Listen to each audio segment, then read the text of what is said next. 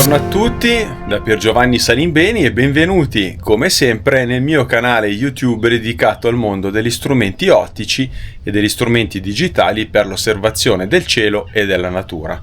Come vedete, oggi mi trovo presso la riserva naturale regionale Palude Brabia in provincia di Varese per compiere insieme con voi una comparativa che spero possa rispondere a una domanda tra le più interessanti nel settore ottico sportivo.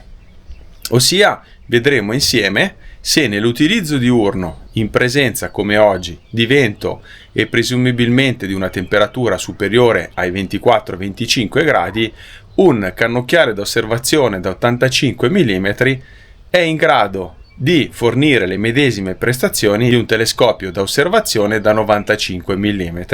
Io direi di partire immediatamente subito dopo la breve sigla. Se ancora non lo avete fatto, vi invito a iscrivervi al mio canale YouTube e ad attivare la campanella. Ci vediamo tra pochissimo.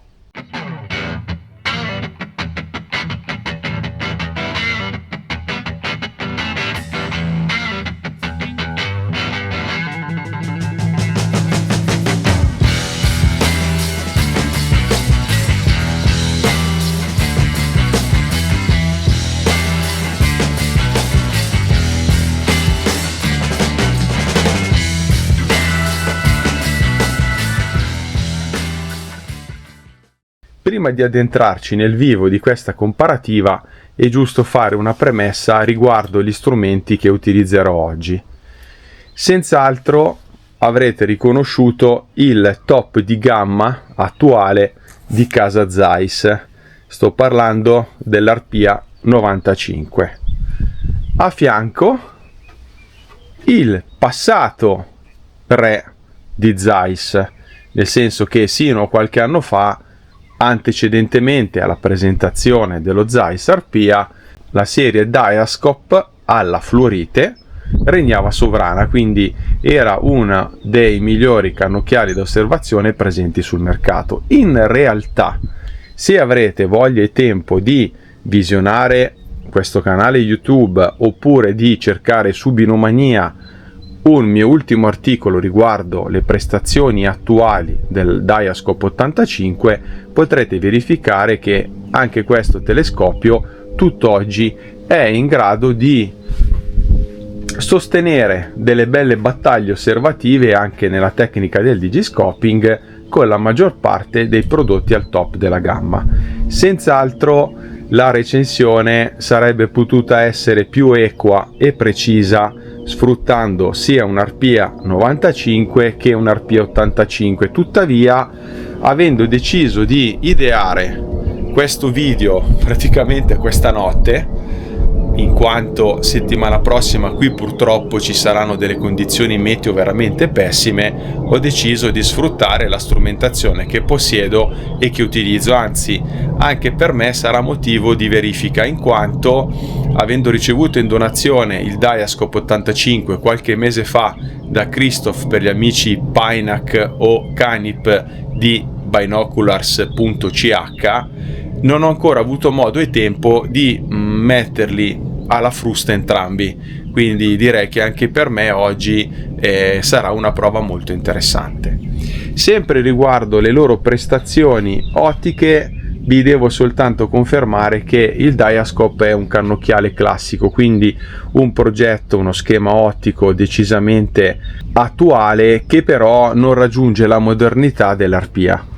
Con il Diascope infatti potete utilizzare un oculare zoom e due oculari fissi dedicati, sempre progettati da Zeiss, mentre la particolarità della serie Arpia, di cui vi invito a vedere le innumerevoli recensioni e articoli presenti su Binomania, è data da un progetto ottico molto più specializzato, che secondo me deriva in parte dalla tecnica ottica e meccanica dei cannocchiali da tiro, nel senso che fa uso di un oculare a ingrandimento fisso e il sistema di ingrandimento è celato all'interno dello scafo ottico. Questo perché è possibile variare gli ingrandimenti, vi faccio vedere, da 23 a 70 x senza dover sfruttare necessariamente un oculare zoom. In questo caso lo schema ottico progettato da Zeiss vi consentirà di ottenere un campo di vista molto grandangolare ai bassi ingrandimenti. Calcolate che mediamente a 23x lo Zeiss RP95 è in grado di inquadrare a volte il doppio del campo di un classico rivale da pari diametro quando utilizzato a 30x. Per questo motivo, quando verificheremo insieme attraverso la tecnica del digiscoping le loro prestazioni, noterete senz'altro all'interno del Diascope una parvenza di campo di vista molto più stretto. In ogni caso ho portato anche un oculare fisso che in questo frangente, perché è stato progettato anche per la passata serie Diascope 65, è in grado di fornire un buon campo di vista a 40 ingrandimenti. Ma perché ho deciso di venire qui in Osi oggi per compiere questa osservazione? Vi ho già precisato e anticipato che molti appassionati sono indecisi se acquistare un cannocchiale da osservazione di grande diametro, attualmente i più gettonati sono i 95 mm, o se avvalersi di un spotting scope da 85 mm. Sul web, nei forum, ci sono tantissime discussioni a riguardo. Talvolta queste discussioni dipendono meramente da un'analisi dei dati tecnici, quindi ci sono tanti appassionati che analizzano i dati tecnici e poi presuppongono che uno strumento vada meglio di quell'altro. Io solitamente sono un praticone e quindi preferisco verificare la resa e le mie asserzioni praticamente sul campo, e oggi faremo la medesima cosa. Sarebbe preferibile comunque anticipare un po' di teoria ottica, sempre in maniera, diciamo così, facile e comprensibile anche per i nuovi appassionati che si stanno accostando a questo canale e al mio sito binomania.it. Vi devo confermare che quanto sto per dire vale anche nel settore astronomico, ossia prendiamo ad esempio un ipotetico telescopio con la medesima lavorazione ottica e le medesime prestazioni. Non è questo il caso. Comunque un ipotetico telescopio da 95 mm utilizzato con un gemello dal diametro inferiore mostrerà ovviamente molta più luminosità e un potere risolutivo più elevato, nel senso che sarà possibile a lunga distanza, ma anche a media, percepire dei dettagli più flebili. Quello che però molti non pensano oppure non conoscono è che soprattutto nell'utilizzo diurno è molto difficile sfruttare i grandi diametri. Calcolate che, ad esempio, nell'epoca in cui furono progettati i binocoli d'avvistamento, fu di solito scelto il diametro medio di 82 mm. Tant'è vero che, ad esempio, un'altra nota azienda molto famosa come è la Kowa ha deciso di progettare il Kowa Highlander fermandosi a 82 mm. Zeiss all'epoca con la Sembia ha progettato un 80 mm che poi è diventato un Dr. Aspectem, ormai fuori produzione, sempre ad 80 mm, nel senso che ci si era accorti che durante le osservazioni terrestri il vento e soprattutto la turbolenza atmosferica andavano a inficiare il diametro utilizzato, tant'è vero che quindi alla fine si propendeva sempre per un diametro inferiore. Attualmente che cosa è successo? Che da qualche anno, comunque con la tecnica del digiscoping, i progettisti hanno deciso di fornire agli appassionati dei telescopi con un diametro più elevato, che consentisse loro di congelare meglio l'immagine, quindi di utilizzare tempi di posa più elevati e di avere meno rumore all'interno dell'immagine digitale. E per questo motivo è partita poi un po' la gara al diametro. Attualmente siamo arrivati a 115 mm di diametro con la serie Swarovski ATX, ma senz'altro potremmo anche aspettarci delle novità, anche se vi devo dire che già è un diametro a livello di qualità che è molto difficile da lavorare, e un ipotetico 120 mm di così corta focale in utilizzo naturalistico costerebbe veramente tantissimo. Quello che però raramente poi viene detto è che utilizzando un 95 mm, un 115 mm di giorno, magari in presenza come oggi vi faccio vedere di un po' di turbolenza atmosferica vedete che si muovono già le fronde degli alberi, spesso e volentieri questi millimetri di diametro in più risultano vani, perché aumentando il diametro della strumentazione viene ad amplificarsi anche la turbolenza atmosferica, ossia la percezione della turbolenza atmosferica, che vi ricordo essere già amplificata dall'ingrandimento. Quindi nel momento in cui voi vedete un dettaglio ad occhio nudo e lo osservate a 50x, avete un'amplificazione di 50 volte della turbolenza atmosferica, che io definisco in maniera molto pratica quell'effetto caldo che potete vedere osservando una spiaggia oppure un asfalto in estate. Oltre all'amplificazione data dall'ingrandimento, c'è un'amplificazione data dal diametro.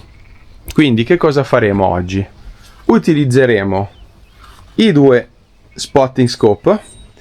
Io vi darò le mie mere impressioni. Adesso sono le 9:48, ci sono circa 20 gradi e concluderemo le osservazioni, ovviamente non riprenderò tutto per motivi di tempo, fino a mezzogiorno.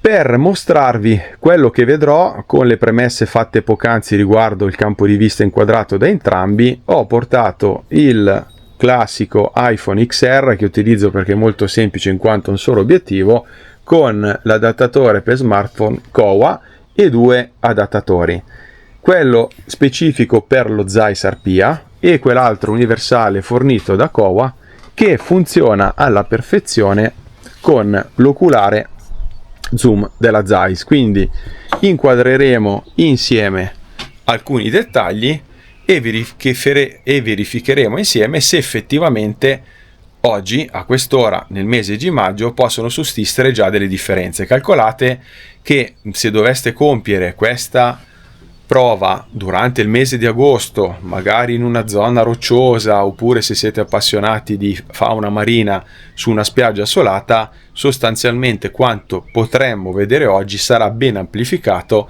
da un aumento di escursione termica che ci sarà senz'altro nei mesi estivi. Oggi infatti è il 3 maggio. Iniziamo. Adesso sto osservando il dormitoio dei cormorani qui in riserva. La distanza è di circa, mi pare, 900 metri, ma potrei sbagliarmi, e sto analizzando a 30 ingrandimenti le differenze che sussistono tra l'Arpia 95 e l'FL 85. Adesso, per quanto riguarda la turbolenza atmosferica, non noto differenze eclatanti. Molto probabilmente in visuale percepisco una tonalità più neutra nello Zeiss Arpia e una luminosità maggiore, anche se comunque siamo di giorno. Lo Zeiss Diascope, sempre a 30x, mostra un campo di vista veramente molto più risicato, un'immagine comunque nitida e contrastata, direi al medesimo livello, forse un poco più calda nella tonalità dei colori. Però ragazzi, passando da uno strumento all'altro, a 30x alle 10 di mattina con 20 gradi non ci sono elevate differenze. Adesso stacco l'action, montiamo insieme l'iPhone e vediamo se riesco a mostrarvi quanto ho visto io con gli occhi. Calcolate sempre che un conto è la percezione soggettiva con il proprio occhio, insomma con il proprio sistema occhio-cervello, poi un conto è la ripresa tramite sistemi digitali, che oltretutto va ad aumentare un po' la percezione del cromatismo residuo, questo ricordatevelo sempre. Una soffiatina ragazzi, perché qualche appassionato mi ha tirato le orecchie 2 o 3 settimane fa, in quanto una ripresa che avevo effettuato in natura mostrava un po' di polvere. Il problema è che, come capirete, non sono di certo in una camera bianca, quindi basta lasciare i tappi scoperti. Guardate questo, non so se si vede, 5-6 minuti e comunque si va a riempire un po' di pulviscolo, di polvere, di polline e così via. Adesso puliamo bene la lente di campo di entrambi gli oculari e iniziamo. Prima ripresa effettuata con lo Zeiss RP95. Vedete che l'adattatore vignatta un po', l'immagine grandangolare dell'iPhone.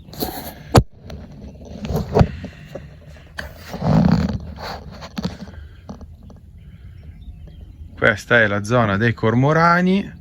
Aumento un poco l'ingrandimento dell'iPhone per mostrarvi la percezione della turbolenza. Come vedete l'immagine comunque è molto nitida, contrastata, una bella tonalità dei colori,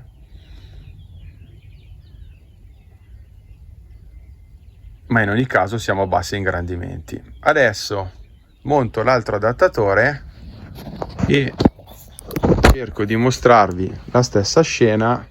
Eccomi qua. Allora, montato l'adattatore Kowa, ci sono ovviamente delle differenze di campo di vista, anche di vignettatura, perché comunque insomma questo non è un adattatore specifico. Purtroppo nei digiscoping poi si deve un po' zoomare con il sistema digitale. Noto, almeno così con l'iPhone, una perdita di planetà di campo nell'oculare dello Zeiss. Tutto sommato adesso noi quello che interessa è verificare la turbolenza atmosferica. Vedete che a 30 ingrandimenti, quando siamo in prima mattina e ci sono ancora 20 gradi di temperatura, i 30 ingrandimenti sono facilmente sfruttabili sia nell'85 mm che nel 95 mm. Adesso quello che posso fare, ragazzi, è aumentare gli ingrandimenti partendo magari dallo Zeiss Diascope. Avrei dovuto, per maggior precisione, ricominciare il test con il 95 mm Arpia, ma visto che ogni volta comunque questo va serrato con le viti mentre l'altro raccordo è solo a pressione, direi che avendolo già montato è preferibile per me continuare la comparativa tramite il Diascope. Una nota: l'oculare della Zeiss fornisce fino a 75 ingrandimenti. Di fatto, quando uscì questo nuovo oculare fu un punto di riferimento per gli appassionati del settore, perché mai prima d'ora si poteva arrivare a sfruttare 75 ingrandimenti nell'uso diurno. Diciamo così, gli oculari zoom principali arrivavano a 50x, massimo 60.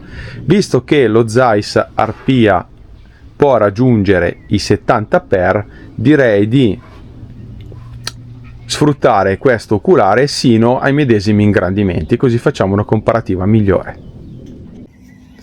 Questa è una classica immagine che vi potrebbe balzare agli occhi qualora osservaste a queste distanze e a queste temperature, perché un conto è osservare a 25-30 metri da un capanno e un conto comunque osservare lunghissima distanza. Come potete vedere, all'interno dello Zeiss Diascope 85, già questa distanza, che è inferiore al chilometro, potete percepire la presenza di turbolenza atmosferica. Vedete proprio che le immagini, diciamo così, bollono.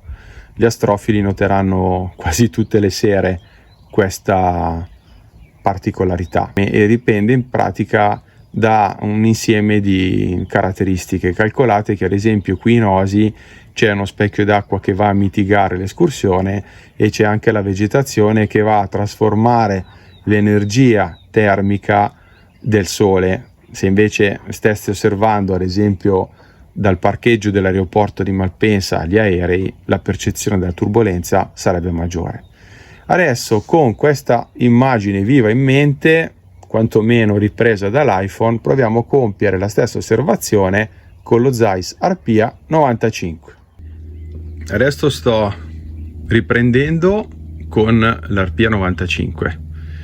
Vi devo dire che un breve intermezzo nell'utilizzo visuale ha mostrato alcuna differenza, nel senso che mi aspettavo comunque ancora adesso di percepire diciamo così più texture all'interno dei nidi, cioè l'intreccio dei rami che compongono i nidi presupponevo fosse un po' più nitido e risolto nel 95. In realtà come penso riusciate a vedere anche voi, a parte forse una lieve maggior luminosità del 95, non ci sono delle differenze sostanziali. Quindi già adesso alle 10:05 con 21 gradi e un vento che inizia a essere anche un po' più invasivo, mi pare che le ottiche comincino ad appaiarsi tra di loro. Posso provare a inquadrare dei dettagli, diciamo così, poco più riconoscibili, magari la guglia di un campanile, per verificare insieme eventuali ulteriori differenze.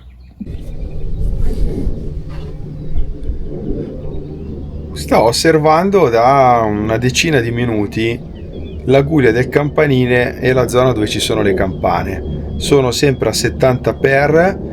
Devo dirvi che c'è una fluttuazione della turbolenza, nel senso che a tratti percepisco di più questa turbolenza, soprattutto lungo il bordo della canalizzazione del tetto della chiesa, ma anche in questo caso, tra poco ricollegherò l'iPhone, non noto delle differenze nella visione del dettaglio.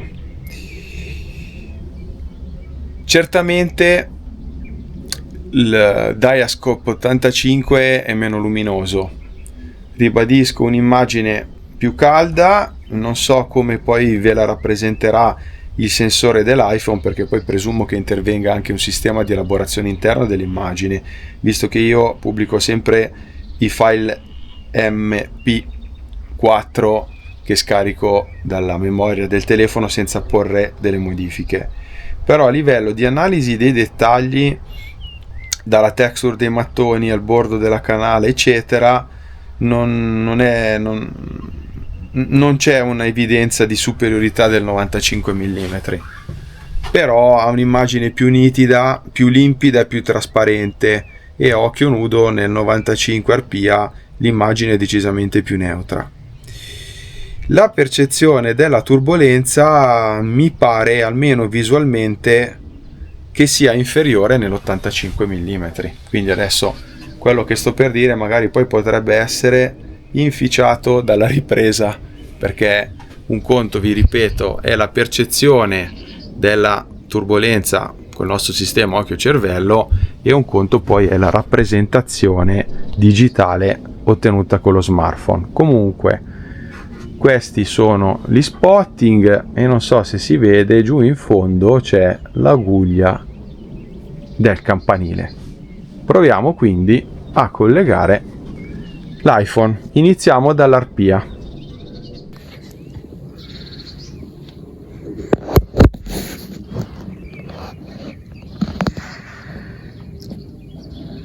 Fatemi mettere a fuoco. Allora io direi di analizzare questa zona qua. Alzo un po' lo spotting.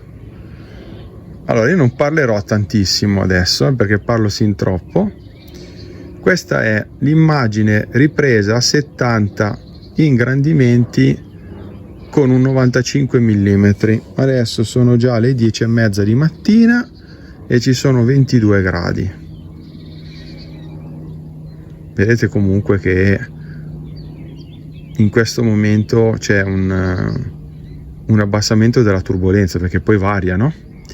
Come quando osservate i pianeti, questo lo sto dicendo agli astrofili. Adesso sgancio lo smartphone dall'arpia e utilizzo l'adattatore specifico per il Diascope. Ho fissato lo smartphone all'oculare zoom dello Zeiss Diascope 85, proviamo a riproporre i medesimi fattori di ingrandimento. Scusatemi se non riesco a ottenere la stessa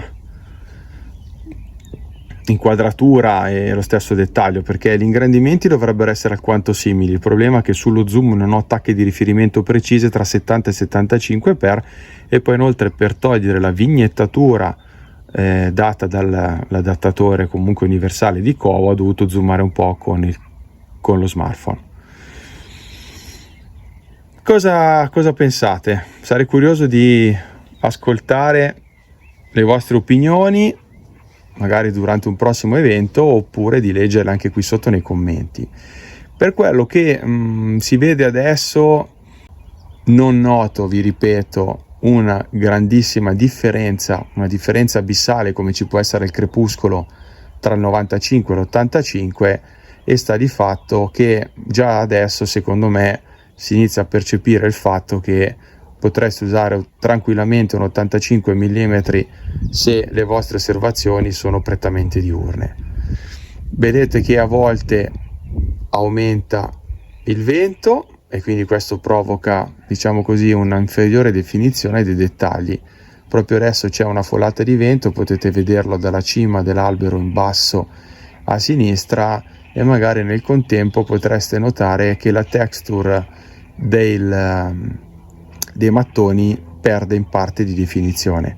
Queste comunque sono riprese classiche che ognuno di noi è abituato ad analizzare.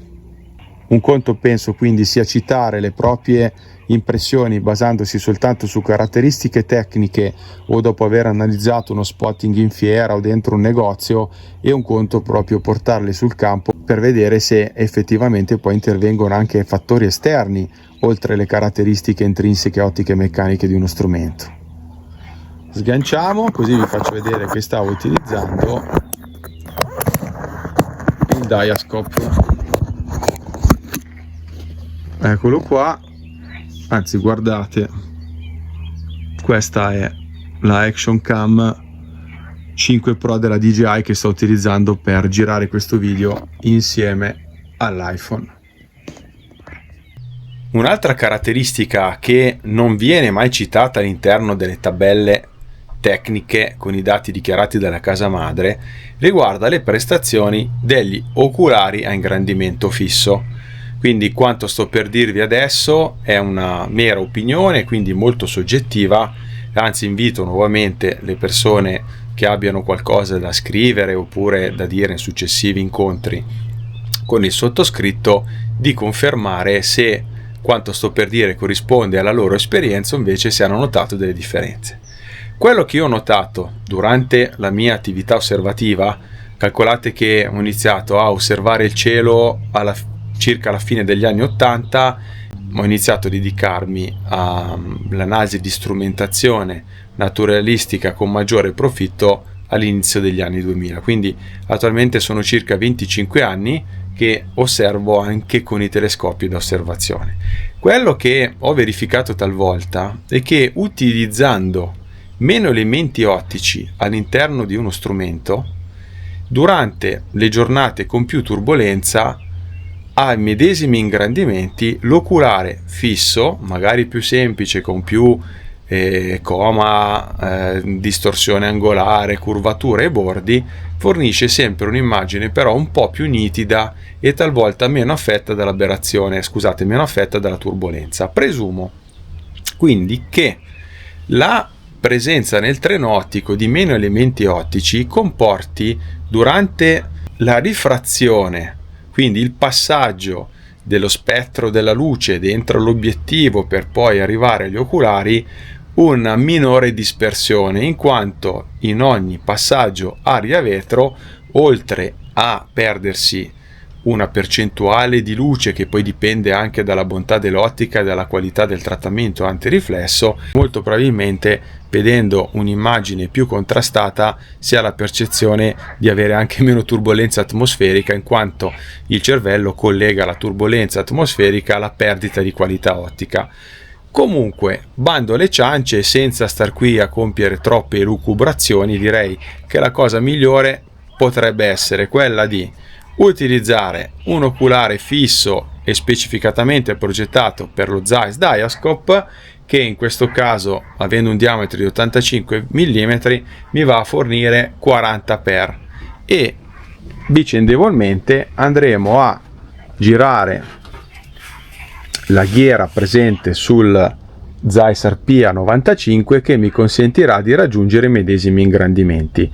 Farò un'osservazione e poi proveremo a riprendere di nuovo con l'iPhone, anche se a questo punto dovrei avere problematiche con i raccordi perché non ho mai onestamente collegato l'iPhone a questo oculare. Iniziamo. Come vedete ho appoggiato l'oculare zoom del Diascope sull'altana, ho montato l'oculare fisso e ho deciso di spostare l'inquadratura verso la garzaia. Non so se potete notare, perché non riesco a comprendere dal display dell'action cam se si vede tutto il polline che sta circolando in aria. È una cosa incredibile, sembrano tutti piccoli pezzettini di ovatta. In ogni caso la garzaia si trova a 450 metri. Ho puntato la medesima scena che adesso vi farò vedere. Ci sono degli aironi in cova sui nidi. Devo ammettere che comunque Zeiss ha fatto un lavoro incredibile, perché solitamente quando si utilizza poi un oculare a ingrandimento fisso, esso stravince sempre per il campo di vista inquadrato. In realtà anche con questo sistema grandangolare ideato da Zeiss per il progetto Arpia, vi devo dire che è veramente similare. Quello che sto notando così visualmente è che adesso il Diascope ha beneficiato in trasmissione luminosa. L'immagine è, oserei dire, paragonabile per luminosità a quella dello Zeiss, ed è molto alta anche la nitidezza, così come il contrasto. Sto cercando personalmente di verificare se io riesco a percepire qualche dettaglio in più a 40x sul piumaggio degli aironi o sulla trama dei rami che formano i nidi, ma attualmente li trovo appaiati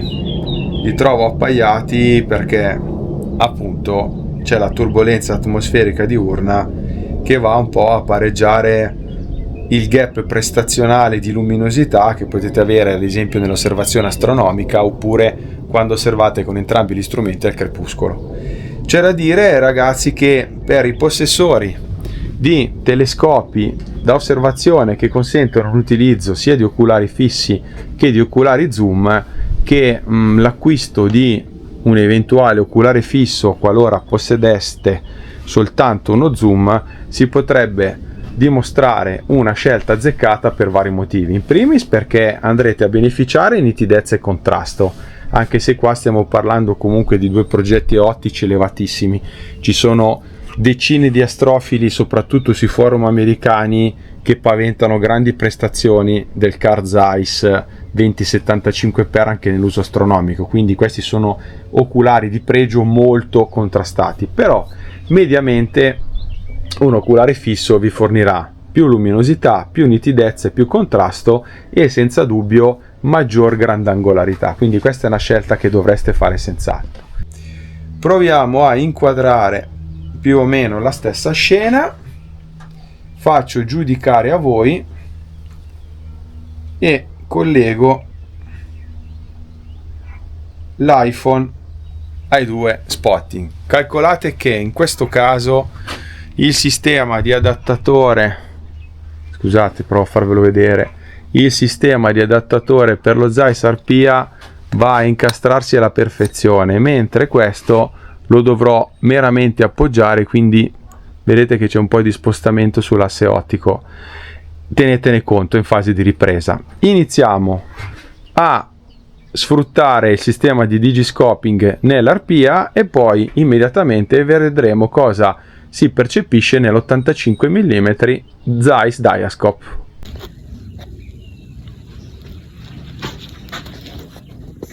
Garzaia con Zeiss Diascope, mettiamo fuoco. Devo spostare un po' l'inquadratura, vorrei cercare di mantenere questa zona.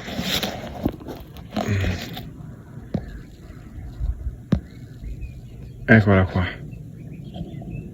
Calcolate che adesso c'è comunque un bel aumento dell'escursione digitale dello zoom.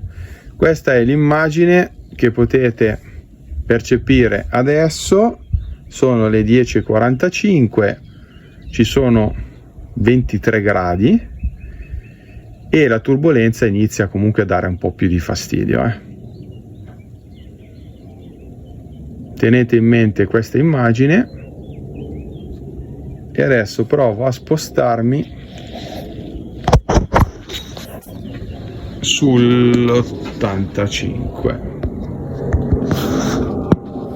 Devo alzare il paraluce perché dà problemi di blackout.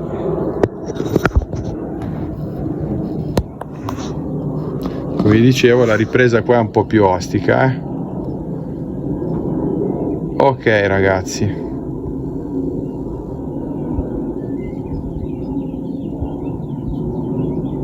cerco di questo è il medesimo ingrandimento digitale dell'iPhone.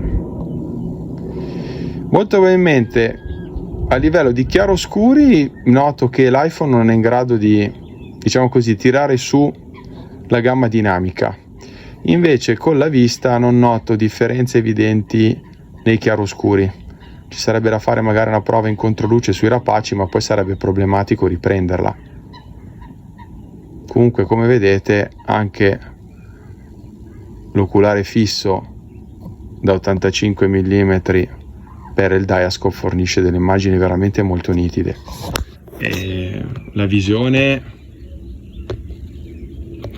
a occhio nudo è bella, è ottima, però già di giorno, quasi alle 11 di mattina nel mese di maggio, inizia a essere problematica questi ingrandimenti. È per questo che io di solito utilizzo al massimo i 23x o prediligo poi uscire con un binocolo 15-20x, proprio per questo appiattimento del dettaglio. Prima di presentarvi l'ultima parte del video, vorrei creare un intermezzo per mostrarvi le prestazioni a breve distanza. Quindi adesso ho piazzato di nuovo da questa parte della torretta i due spotting scope, sto sfruttando 70 ingrandimenti e sto inquadrando questa betulla, siamo circa 25 metri penso. Quindi l'idea è di mostrarvi se sussistono differenze prestazionali a breve distanza. Questo perché? Non solo per rispondere alla nostra prima domanda, quindi se ci può essere un appaiamento delle prestazioni tra un 95, un 115, un 85 nell'uso diurno dovuto alla turbolenza, ma anche perché a volte noto che ci sono delle forti critiche da parte dei fotografi naturalisti che non sono avvezzi all'utilizzo della tecnica del digiscoping e quindi criticano a volte la nitidezza e il contrasto dei risultati ottenuti. Dovete considerare due fattori: in primis che il treno ottico di un sistema di digiscoping è dato o dal sensore dello smartphone col suo obiettivo, dal treno ottico dell'oculare e dal treno ottico dello spotting, oppure dalla mirrorless o dal vostro obiettivo, mentre la reflex e il teleobiettivo che utilizzate a volte presenta meno complessità e soprattutto non ha di mezzo un prisma. Inoltre c'è da considerare che la tecnica fotografica classica prevede di magari stare per ore all'interno di un'altana, di mimetizzarsi, di riuscire a raggiungere una distanza molto più vicina dal soggetto che volete fotografare. Invece con il digiscoping si tende anche a fare riprese oltre 100 metri, quindi è normale che una ripresa effettuata ad esempio con una reflex full frame, un 300 f2.8 di un capriolo a 30 metri sia più nitida di una ripresa effettuata a 200 metri con la tecnica del digiscoping. Ma oltre alla complessità del treno ottico interviene anche la turbolenza atmosferica che non c'è da vicino. Quindi adesso inquadriamo e riprendiamo un dettaglio con l'iPhone e l'Arpia 95, dopodiché lo facciamo vedere con il Diascope 85. Io non commenterò queste riprese, vi faccio vedere unicamente le differenze. Quindi ripetiamo, circa 25 metri di distanza dalla pianta, forse anche meno, e Arpia 95 in questo istante, e tra breve vi mostrerò la ripresa effettuata con il Diascope. ripresa effettuata con il Diascope a 70 ingrandimenti circa. Calcolate sempre un po' di fattore zoom digitale dell'iPhone per togliere la vignettatura. Comunque lascio voi eventuali commenti, sia per quanto riguarda la percezione della turbolenza, che a questa distanza è praticamente inesistente, sia per quanto riguarda contrasto, nitidezza ed altro. Forse a queste distanze qualcosa, secondo me, riuscirete a percepirla. Adesso faccio vedere che stavo usando realmente il Diascope. Adesso direi di andare a cercare un dettaglio molto distante e non so ancora cosa inquadrerò. Io mi sto cavando gli occhi da un altro quarto d'ora, nel senso che come ultimo test ho deciso di inquadrare il campanile sul Sacro Monte di Varese, quindi siamo ragazzi a parecchi chilometri di distanza. Sono a 70 per dichiarati con l'Arpia 95 e vorrei mostrarvi quello che vi stavo per dirvi prima. Vedete che non ci sono tacche di riferimento precise tra i 75 e 70 per, diciamo che sono poco più in giù del 75 per, quindi dovremmo avere gli stessi ingrandimenti. Il problema è che il campo apparente maggiore dell'Arpia comunque comporta una percezione differente del dettaglio e dell'ingrandimento, e pare a volte che nell'Arpia si veda più grande.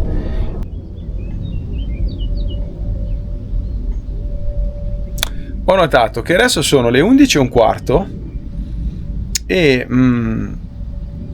direi comunque che la temperatura dovrebbe assestarsi su quella dichiarata, nel senso che oggi qui per la mia zona la temperatura media doveva essere sui 23 gradi verso mezzogiorno.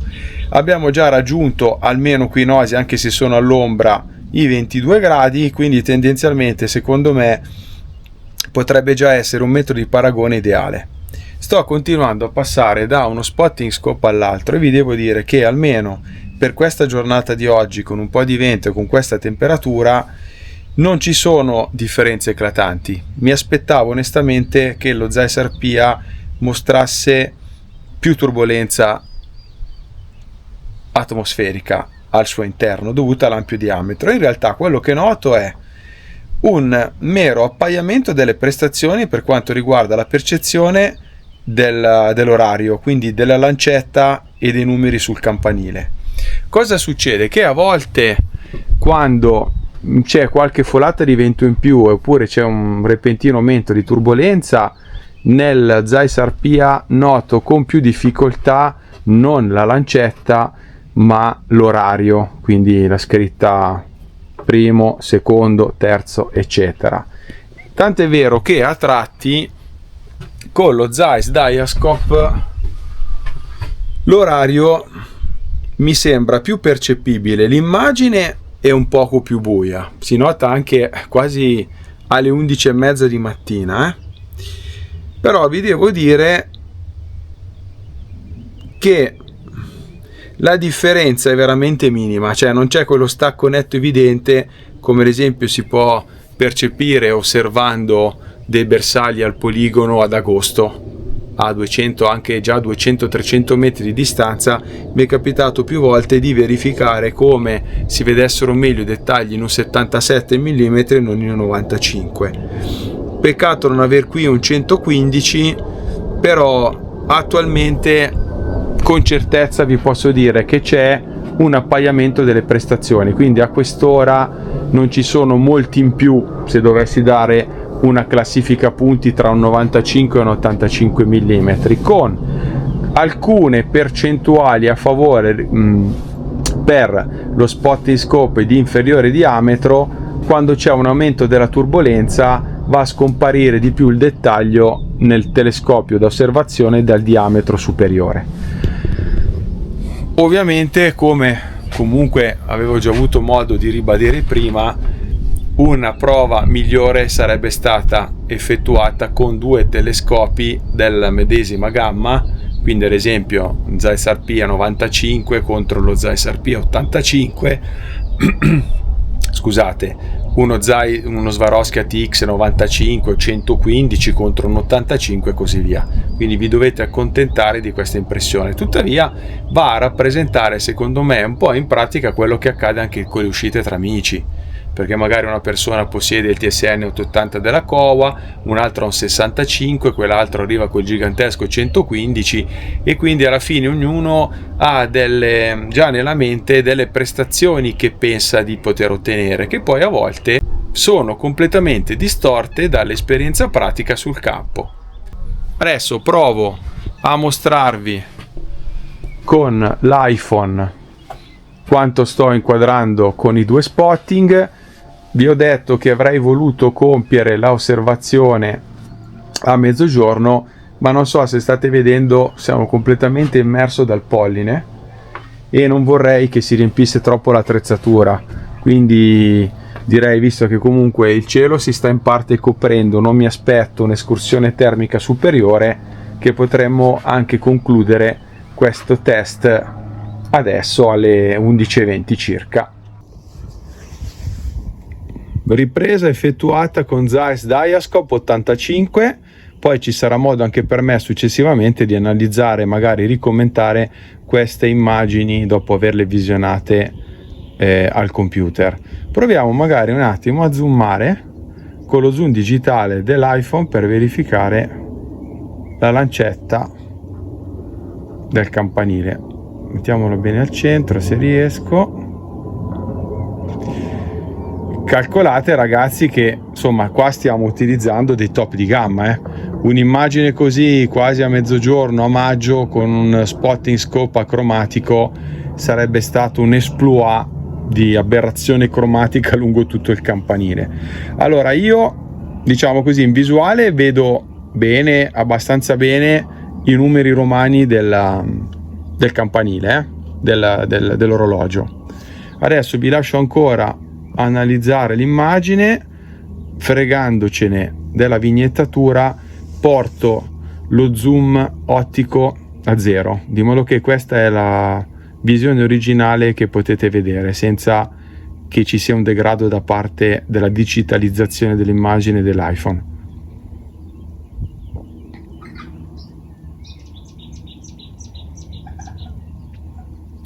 Ad agosto scordatevi di guardare a 70x a chilometri di distanza del paesaggio. Adesso sgancio, devo cambiare, come ormai avrete capito, l'adattatore che è qua, e facciamo la stessa cosa con l'Arpia. Questa è la ripresa che sto effettuando con lo Zeiss Arpia 95. Adesso vi lascio analizzare con calma un po' l'immagine e poi provo a ingrandire lo zoom.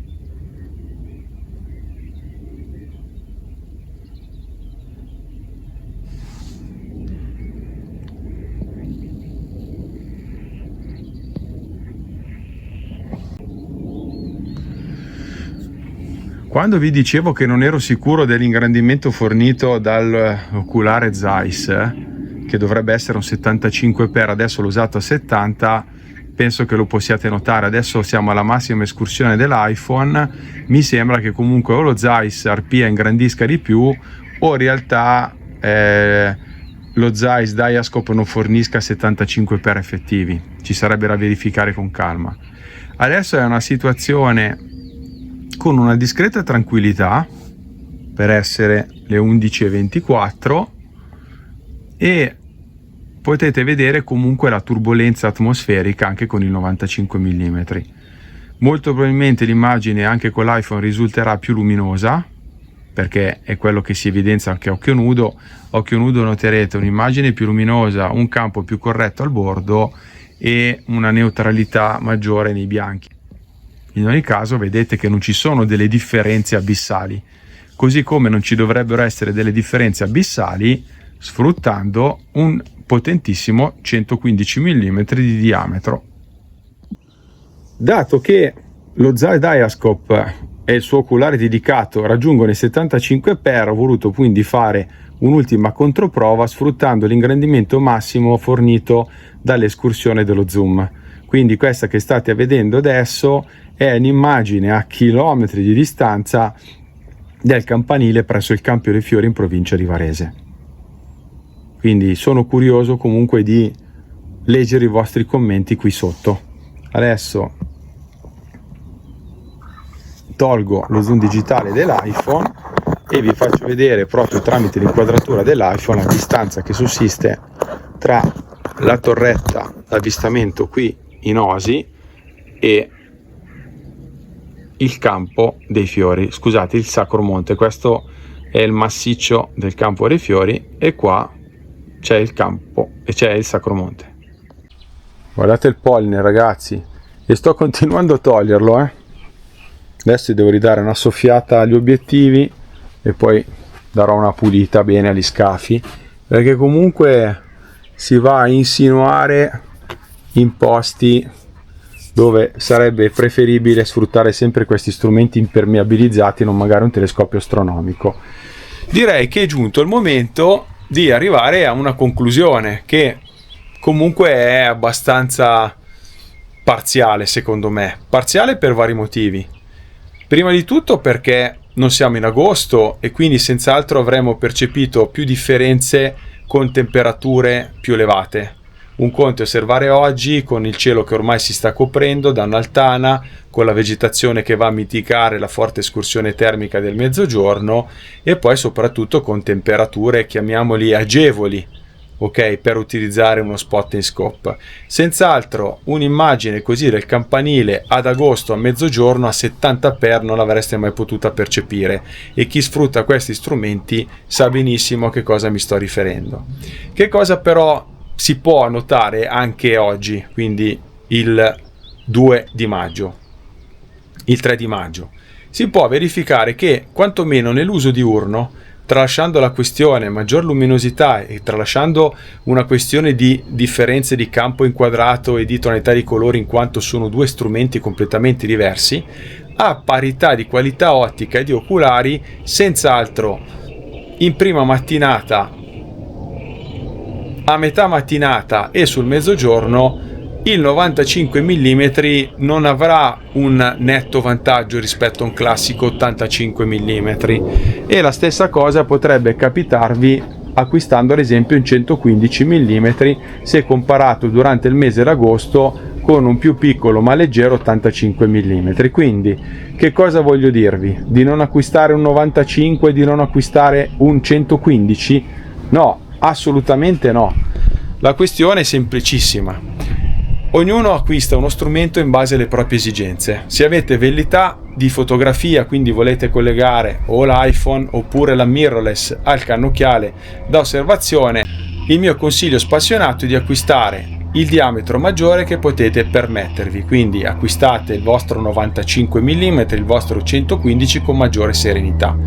Senza dubbio, se siete birdwatcher, più escursionisti, appassionati di rapaci che devono comunque compiere lunghe escursioni per raggiungere ad esempio delle cime da cui osservare il passaggio dei rapaci, o se siete degli appassionati di tiro sportivo e lo praticate anche a luglio a mezzogiorno, secondo me non c'è poi questa grandissima necessità di acquistare un telescopio sopra gli 85 mm. Questo perché, come avrete visto in parte oggi, la distanza unita alla turbolenza atmosferica e altre condizioni variabili del territorio che vi circonda potrebbero appaiare da mediamente a notevolmente le prestazioni di telescopi di più grande diametro. Quindi ancora una volta vincerà la vostra passione, ancora una volta vincerà il vostro modus operandi. Senz'altro quello che ho notato oggi, che mi sono molto divertito a comparare due strumenti, seppur fossero completamente diversi uno dall'altro. Io spero che questa comparativa un po' atipica vi sia piaciuta. Vi ricordo come sempre che è disponibile sul mio canale YouTube sia la video recensione del Carl Zeiss Diascope 85 FL che quella del più moderno e in parte performante Arpia 95. Su Binomania potete leggere anche le recensioni che sono più approfondite. Io vi aspetto come sempre su questo canale, ci vediamo anche sul forum di Binomania, che vi ricordo è attivo dal 2010, e soprattutto venite a leggermi su binomania.it. Troverete quasi 1000 recensioni tra binocoli, spotting scope, cannocchiali da tiro, fototrappole, telescopi astronomici e accessori. Quindi vi aspetto su tutti i miei social che trovate qui sotto in descrizione. Se ancora non lo avete fatto, ragazzi, iscrivetevi al mio canale e attivate la campanella per rimanere sempre aggiornati sul fantastico mondo degli strumenti ottici e digitali. Un caro saluto a tutti da Piergiovanni Salimbeni, e qui da una torretta ravvistamento ormai sommersa dal polline, e ci vediamo la prossima puntata. Ciao ragazzi!